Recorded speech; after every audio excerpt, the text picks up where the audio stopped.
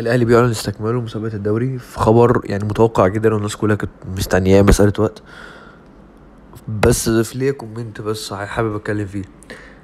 الخسائر اللي على المدى القصير دي تتدمر الدوري، تدمر اهداء دوري السنه دي البيراميدز. طب الثلاث نقط اللي احنا خسرناهم لماتش الزمالك احنا استفدنا ايه؟ لا بجد استفدنا ايه؟ بعد ما الازمه انتهت اهي خلاص، احنا استفدنا ايه؟ الازمه انتهت من جانب النادي الاهلي، لكن هي بدات عند الزمالك وبدات عند بيراميدز. احنا استفدنا ايه من الانسحاب؟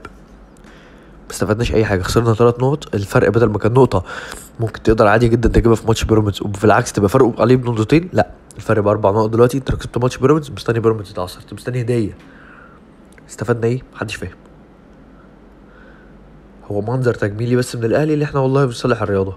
انا شايف ان هو قرار خطا من مجلس الاداره، ولو الدوري انتهى البيراميدز احنا ما لا حد يلام غير مجلس الاداره.